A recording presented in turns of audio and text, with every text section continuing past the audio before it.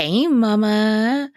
Have you thought about stepping away from Instagram, but not fully stepping away? If so, you may have considered creating a 9 grid. As you guys know, I have a 9 grid. That is something that I implemented back in 2023. I believe it was over the summer. I honestly can't remember now. But it's been a great way for me to take a step back from Instagram without completely leaving the platform. And so today I'm super, super excited about this interview. I sit down to chat with Ruthie Sterrett, and she is actually a 9 grid strategist. She supports her clients with creating these amazing 9 grids that are not just on brand, but have a lot of strategy behind it. So that way, when potential clients come to their Instagram profile, they gather all the information that they need to decide whether or not they want to move forward with working with the person. And so Ruthie shares some really, really great tips and strategies for creating an effective 9 grid and really creating a 9 grid Instagram strategy, because it's not just about putting up 9 different graphics and calling it a day. It's so much deeper than that. And so I highly recommend that you grab your notebook and pen so you can take some notes, because she shares so many gems, so many tips, tricks, strategies, all of the things. She does not hold back. All right, let's jump into today's episode. Hey, mama. Are you tired of feeling stressed and overwhelmed trying to grow your online business with your babies at home? You desire more flexibility in your day, allowing you to pour into your family, yourself, and your business without running yourself into the ground. Mama, you can build your dream business and do it in a way that fits your current season of life. And I'm going to show you exactly how. Welcome to the Mama Turned Mompreneur podcast. I'm your host, Andria Singletary, daughter of the king, wife, mama of 2, and life and business coach for mompreneurs. On this podcast, you will learn business strategies made for mamas just like you, who desire to be successful CEOs and fully present mamas without stress or overwhelm. So whether you're an entrepreneur who transitioned to a mompreneur or a mama turned mompreneur, I am here to support you. So grab your coffee, notebook, and pen, put in those earbuds, and let's dig in. All right, today on the Mama Turned Mompreneur podcast, I am sitting down to chat with Ruthie Sterrett, and we're talking all about the 9 grid Instagram strategy. Now, you guys have been asking me lots of questions about it, and Ruthie here is an expert on all things 9 grid. So I'm excited to have her come and share her expertise. So Ruthie, welcome to the show. Please tell us about yourself, who you are, what you do, and all about your family. Yeah, thank you so much for having me. I'm Ruthie. I am a marketing strategist and founder of the Consistency Corner. You asked about my family as my husband just walks in the room and didn't realize I was recording a podcast. I am a mom to an 8-year-old and married to my husband. We live in Florida. We're originally from Indiana, but didn't really want to deal with winter anymore. So we've been here now 12 years. And, when it comes to marketing, so my story, I actually have a really deep background in the retail world. I was in retail management for a really long time, and people always told me I should get into marketing. And I was like, but I didn't go to school for that. I don't know what I'm doing. I don't know anything about marketing. Well, then through the world of network marketing, which a lot of women jump into as a way to earn extra income, I started to teach myself and had an opportunity to take a role in a corporate retail environment in merchandising, and then actually had an opportunity to step into marketing from there and actually became a marketing director of a multi-million-dollar brand while teaching myself marketing. And I realized that if I can teach myself, I can help other business owners, because I know a lot of people start a business because they have a passion to do something specific, serve a certain type of client, whatever it is. But they didn't specialize in marketing. They didn't go to school for that. And they realize that they have to market their business, and they're overwhelmed with how to do it because there's so much that you could do and so many tips and hacks and strategies that we see. And we're wearing so many hats and trying to do all the things. So my goal now is to help simplify marketing for business owners. And over the past year,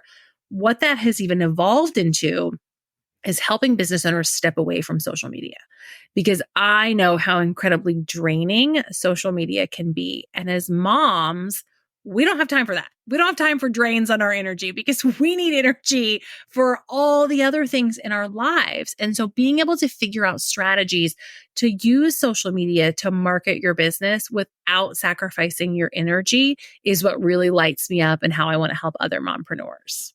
I love that. And you are speaking my audience's language. So I know that they are just going to be so excited to hear from you. So let's get into the 9 grid strategy. What is it, and how did you actually get started with using it and then providing it as a service for your clients? Yeah. So if you're not familiar with the 9 grid strategy, it's a visual Instagram strategy where we basically turn your Instagram grid into a mini puzzle or billboard or website where there's 9, sometimes 12, sometimes 15, because I can be extra and do a little bit more. But there's really intentional design and strategy behind those posts. They fit together, they go together, and they tell a story. And they tell a story of who you help, how you help them, what makes your brand sparkle or makes it different, your brand values, how people can work with you, and maybe some of the free resources you offer or some quick wins that you can give your ideal client. And we put it all together in a way that you can set it and forget it. And we hear so much about social media with the algorithm of like, you have to keep feeding the algorithm. And for most business owners, we create posts and then we hear crickets. And we're like, well, that was a waste of time. Why am I even doing it? But the thing is, people are on social media and people are looking you up on social media.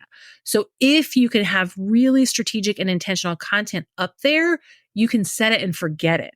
And I recommend that people revisit their 9 grid every 3 months or so. And if nothing has changed in your business and it's working for you, you can leave it even longer. And so it gets you that time back even more. But that 3-month mark gives you an opportunity to spend your creative energy on other things.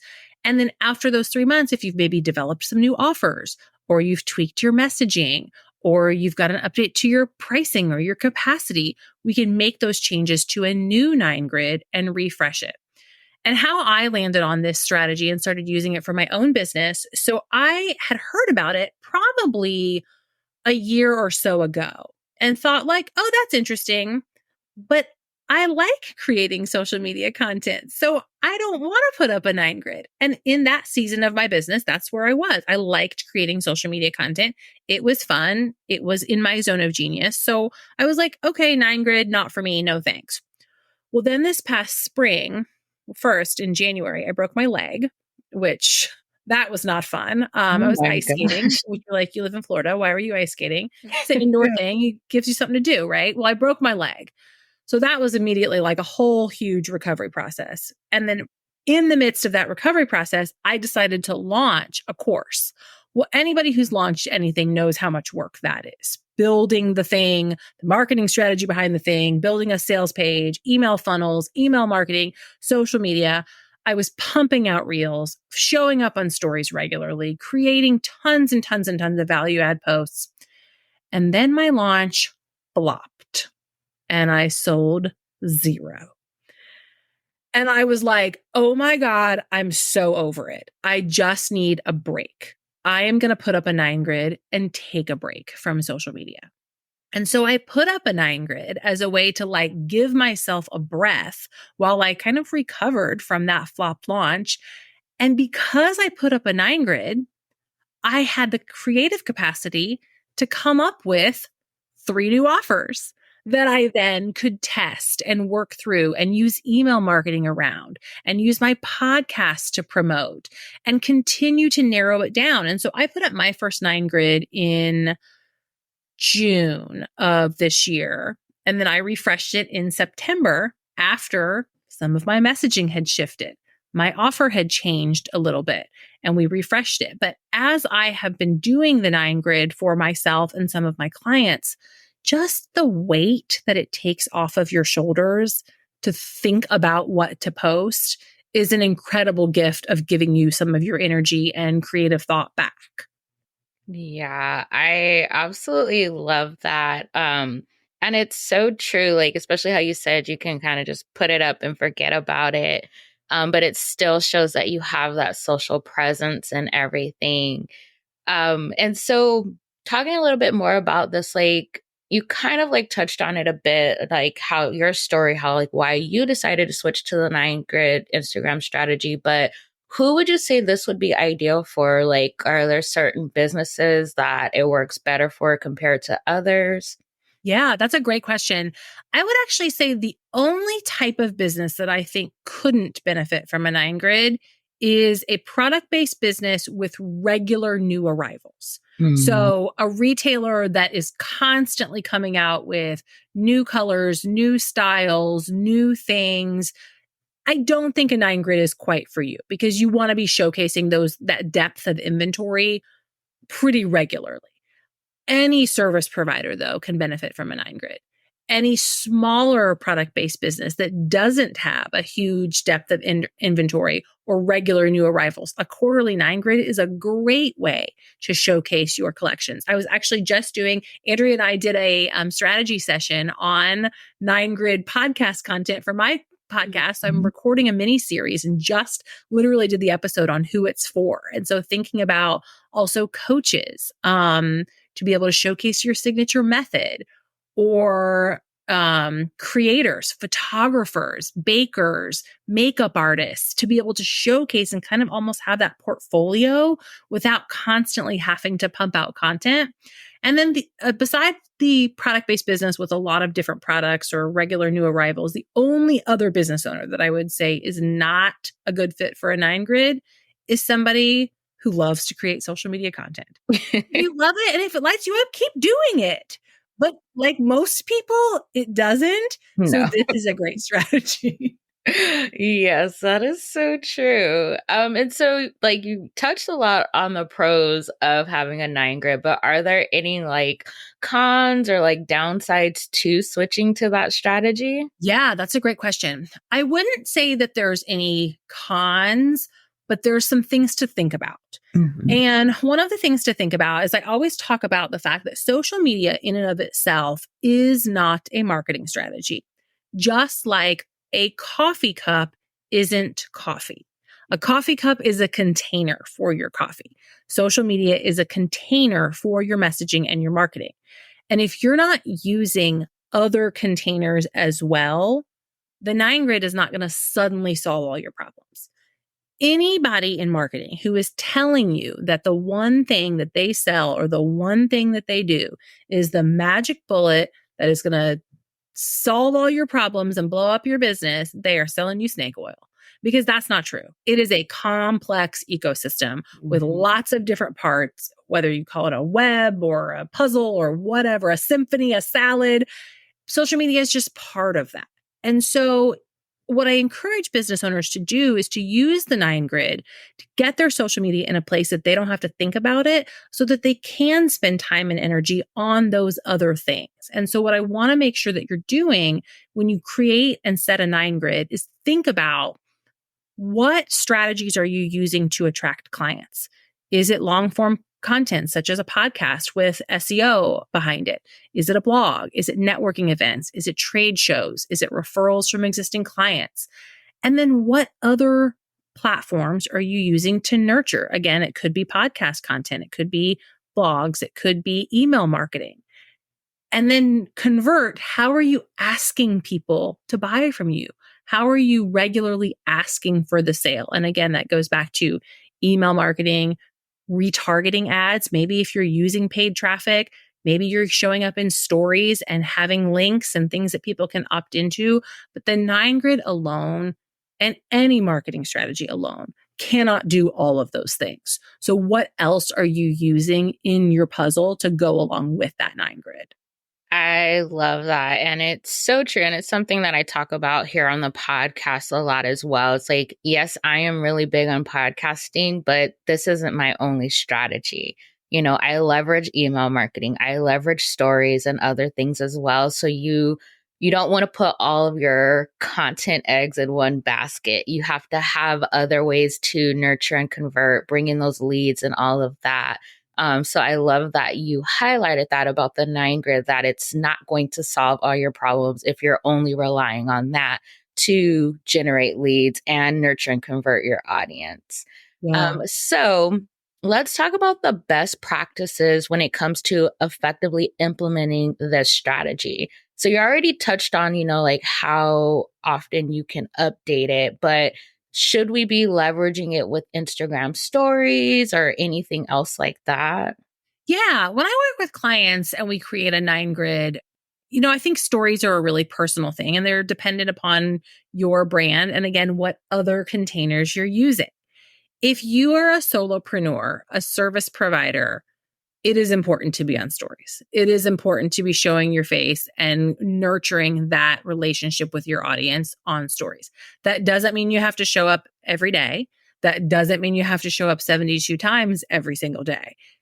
And I talk a lot about this with service-based businesses is that when we see the Instagram hacks or the reels and stories, ways to go viral or tips or whatever, a lot of times those strategies are being built for influencers. Mhm. And if you're not an influencer, you can leave those. You're a service provider. You're a service-based business. You are, quite honestly, maybe building a company, not a lifestyle brand or an affiliate marketing style brand. But it's still important to show your face and nurture that relationship with the human side, which is something that you can do in stories. And when I actually do done for you 9 grids for my clients, one of the things we do is map out 3 months worth of stories prompts so that it's easier for you to show up in stories and not be like, oh my gosh, what am I going to talk about today? Or I'm going to just show up in stories and show you my cat every day, which doesn't actually have any relevance to my business. But Ruthie said I have to be in stories. So here you go. Here's my cat. Like, we're going to figure out a way to do it strategically. But if you're like, no, I don't have time to be in stories, or for example, one of my clients who is a service based business that has like a team of 50, like the client isn't a solopreneur, they're not a one person show. We don't really use stories, but we use email marketing and we Mhm. use retargeting ads. And they have a sales team that's doing follow ups. So there's other strategies in place. And so, again, that's where you want to think about that full funnel. Where are you attracting? Where are you nurturing? Where are you converting? Stories can be used to nurture and convert because the people that are following you are going to see them. So if you're not using them, what are you replacing that with to do those same jobs? That's good. Yeah, really, again, just thinking about the entire funnel, what that process is going to look like for you and thinking it all the way through. So say a mompreneur is listening to this episode and she's like, okay, I want to do this 9 grid strategy. What Yeah. are some things that she needs to think about, like, for switching over to that? What are some tips for her to like get started with setting this up? Yeah. So, a couple tips that I want to share. One, people will ask me a lot of times, do I need to archive all of my old content? My recommendation is no. You created that content as part of your journey. And I think it's totally fine to leave it there and to share it with people.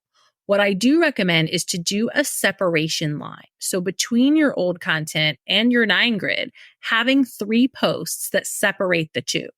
And then either on those 3 posts as like graphics or words on the post, or in the caption, if you just put up squares that are like solid color, explain that above is the 9 grid, my 9 grid that tells you everything you need to know about my business.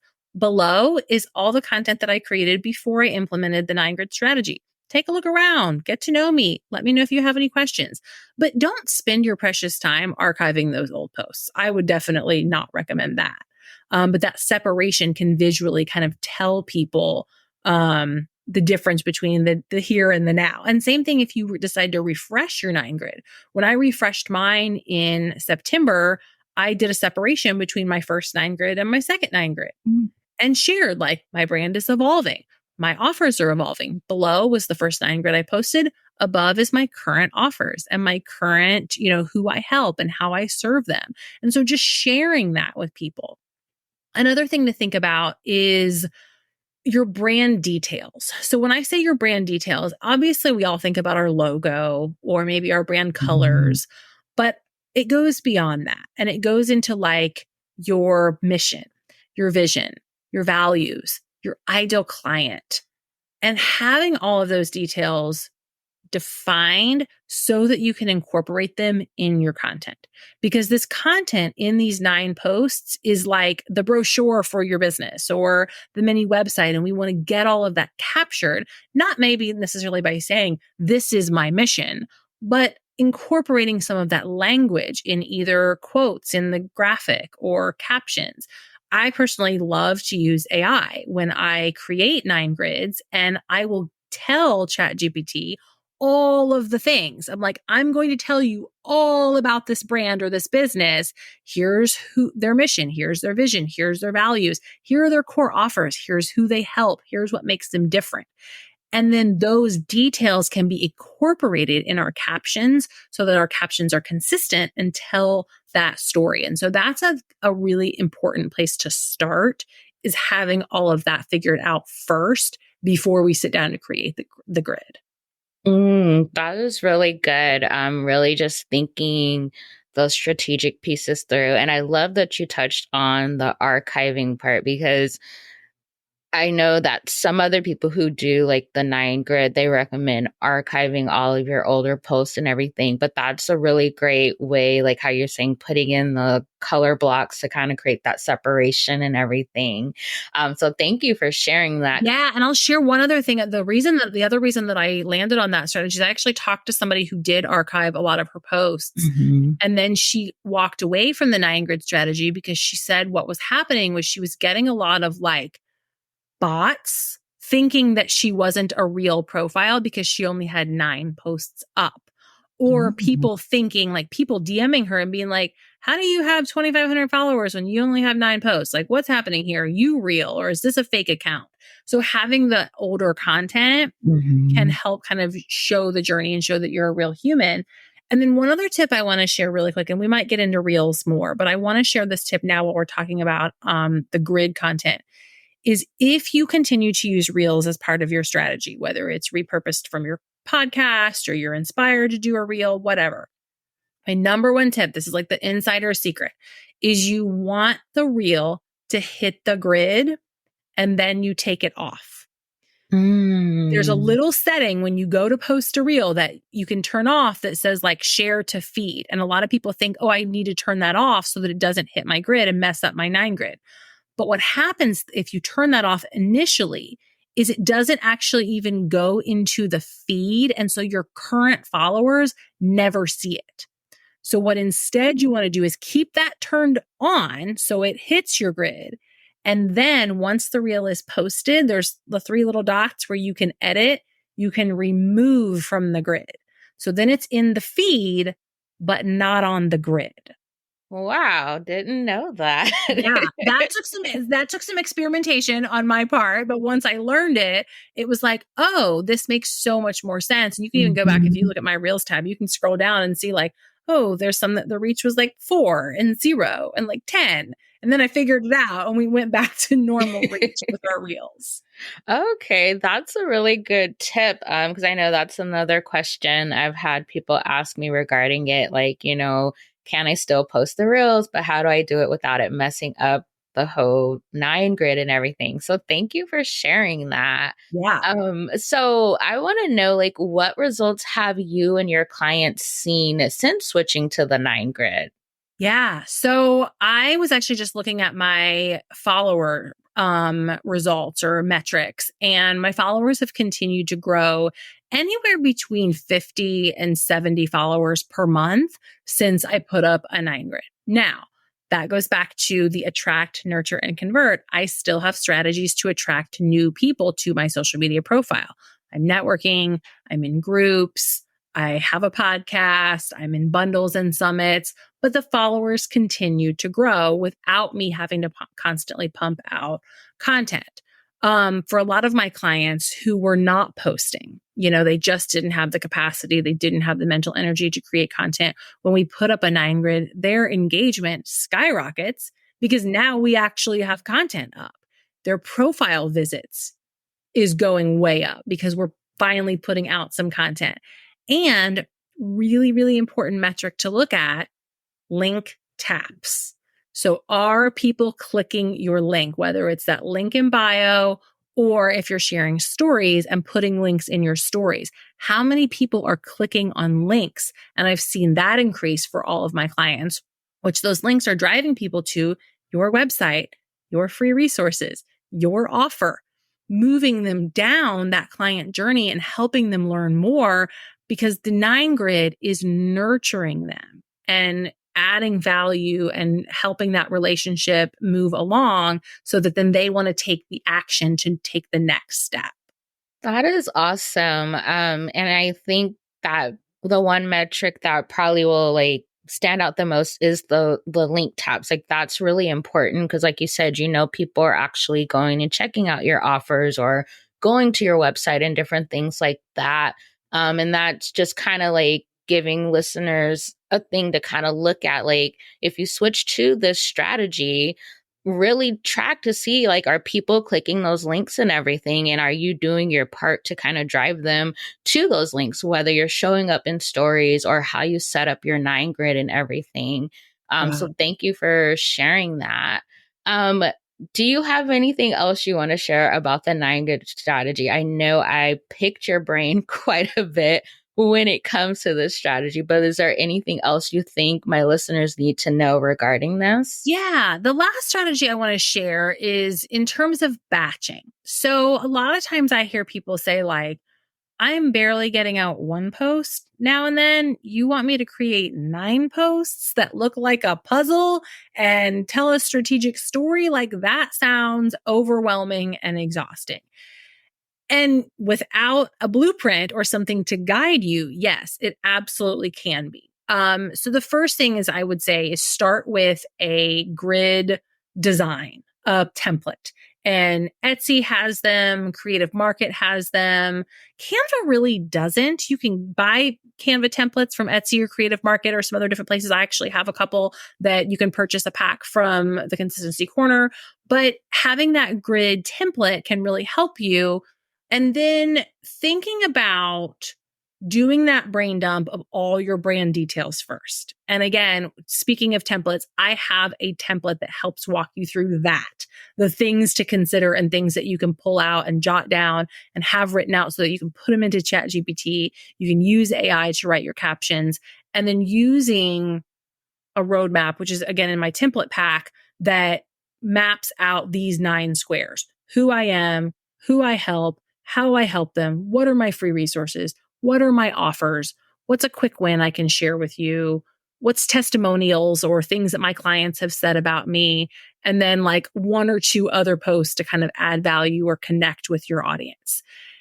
And so then when we start to create content, it's not about create square number 1 graphic, write square number 1 caption, create square number 2 graphic, square number 2 caption. It's about creating the graphic as a whole and then writing the captions as a whole, so that your brain can stay in that creative space of graphic design and visual, or that creative space of writing.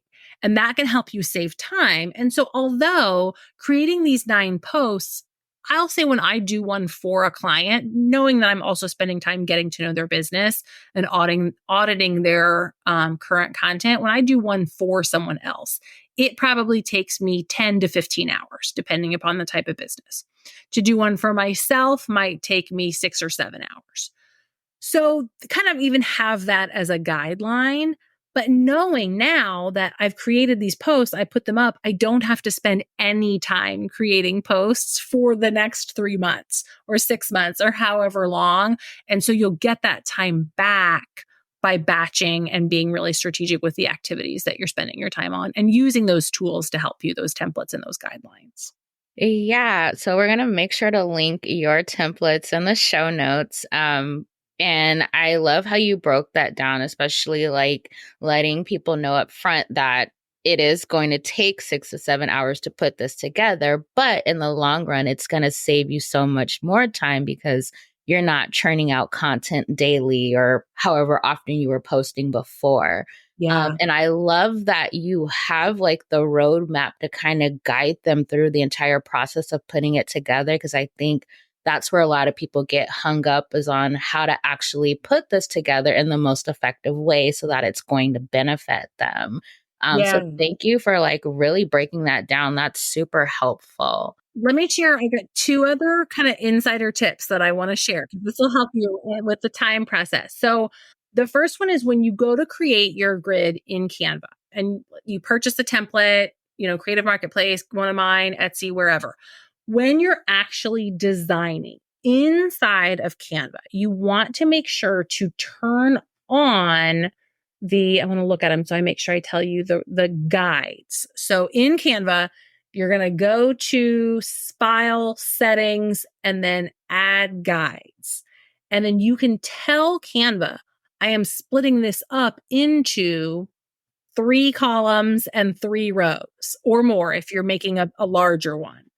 And then it's going to have these little lines so that you can see where the actual like break is going to be in the graphic. So from a design perspective, if you carry over some little graphic elements to, again, make it kind of that puzzle design, you can visually see that, because I actually like to design my grid so that each post can stand on its own, so I can repurpose it. I like to use them also on Facebook or Instagram, or Facebook or LinkedIn. So those grid guidelines will help you. Then when you go to download the actual design and you're like, okay, but now how do I like turn this into squares so that I can post it? Pine Tools is a website that will split it for you for free. So pinetools.com, you upload it, you tell it how you want it to split it, and that'll download it for you and do it for free. Thank you for that tip. I did not know about that in Canva when I created mine. And so I had to keep playing around with it to make sure like important pieces weren't cut off and everything. So thank you for sharing that. Yeah. Yeah. Okay. Well, thank you so much, Ruthie. This was such an amazing conversation, and you gave so much value and insight when it comes to effectively using the 9 grid Instagram strategy. So please let my audience know where they can connect with you and learn more about your services. Yeah. So I primarily hang out on Instagram. I am active in stories and do post reels. At The Consistency Corner is my handle. And then I'm the host of the Consistency Corner podcast. So you can listen more for marketing strategies, mindset tips, and best practices for mompreneurs. And then, like Andria said, I've got those templates that if you're interested in testing this out and doing a 9 grid on your own, theconsistencycorner.com/9grid templates. And I'm sure she'll put those in the show notes and you can grab those. And I can't wait to see the content that you create when you make your 9 grid.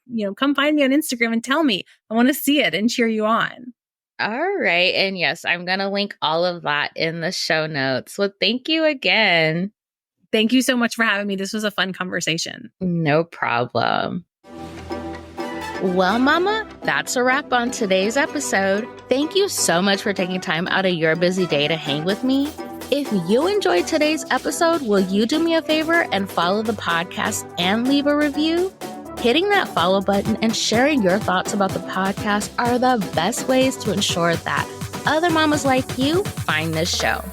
Your review also lets me know if you're enjoying this podcast, so make sure to share your thoughts before you go. All right, Mama, I'll catch you in the next episode.